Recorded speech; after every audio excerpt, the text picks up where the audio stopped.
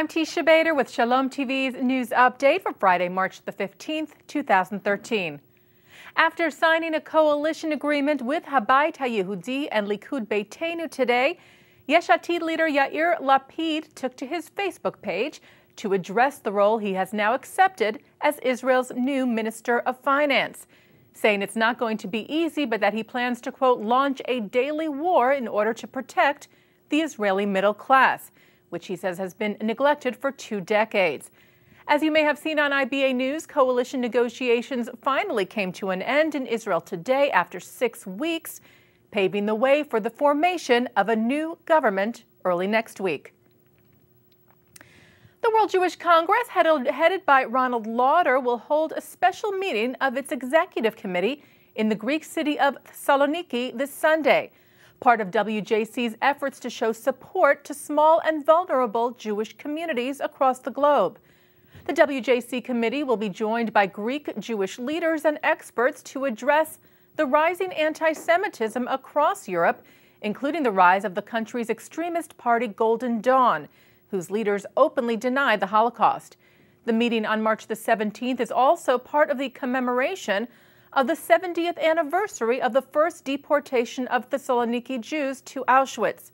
A ceremony will be held at Thessaloniki's Monasteriota synagogue, where Greek Prime Minister Antonis Samaras is expected to speak. On March the 15th, 1943, the Nazis sent the first convoy of approximately 4,000 Jews from Thessaloniki to the Auschwitz-Birkenau death camp. By August, 49,000 out of the city's pre-war population of 55,000 Jews had been deported. Fewer than 2,000 survived. And another commemoration will be observed this weekend, marking the 21st anniversary of the Israeli embassy bombing in Buenos Aires, Argentina. On the afternoon of March the 17th, 1992, a suicide bomber drove a truck loaded with explosives into the corner of the embassy and then detonated multiple bombs. The attack killed 29 people, injured 242, and also destroyed a church and a school.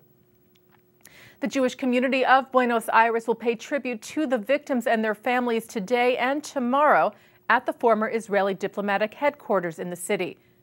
The 1992 attack was the deadliest terror attack in Argentina until the Argentine-Israelite Mutual Association, or AMIA, building was bombed 2 years later.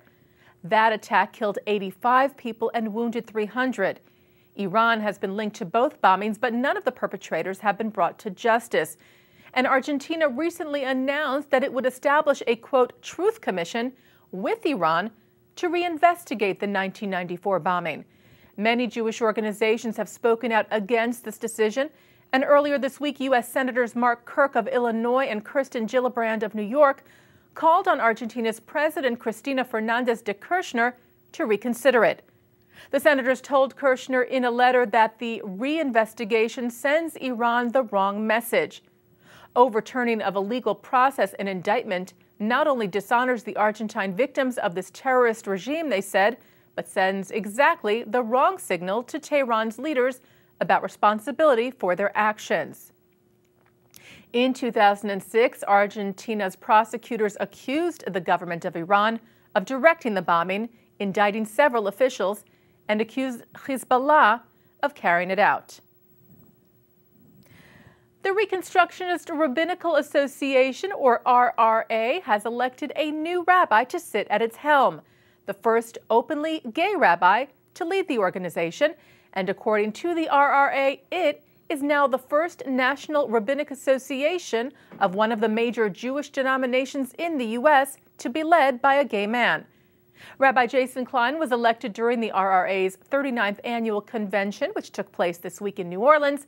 Klein was ordained by the Reconstructionist Rabbinical Council in 2002, and most recently he's been serving as the executive director of Hillel at the University of Maryland.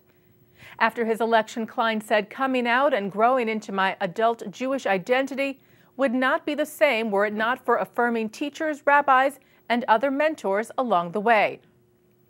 I am honored to be able to give back by supporting colleagues who are creating welcoming communities in hundreds of settings across North America and beyond." And finally today, in a somewhat bizarre story, a federal appeals court told a kosher hot dog vendor in New York that its agreement with Citi Field precludes it from selling its products at the stadium on the Jewish Sabbath. The U.S. Second Circuit Court of Appeals in New York ruled earlier this week that Kosher Sports Incorporated, or KSI, who had a 10-year contract with Citi Field, home of the New York Mets, cannot sell its kosher hot dogs, sausages, and other products at the ballpark on Friday nights and Saturdays. The ruling comes after KSI sued Citi Field in 2010, claiming the ballpark operator prevented it from opening its food carts during games that fell during the Sabbath. In its ruling this week, the court cited that the contract didn't cover where or when the kosher vendor could sell its products, and therefore, Citi Field was within its rights to restrict the sales on the Sabbath. KSI claimed it had incurred high costs in outfitting its carts in such a way that kosher certification authorities would allow kosher food to be sold from them on Shabbat. They charged that Mets organization officials had ignored these measures and said they were operating out of concern about, quote, undermined credibility with Sabbath-observing fans. The appeals court, however, upheld the lower court's decision from last month and further ordered KSI to pay Citi Field $55,000, which it determined was still owed under the terms of the contract. And that's Shalom TV's news update for Friday, March the 15th, 2013. I'm Teisha Bader. Shabbat Shalom.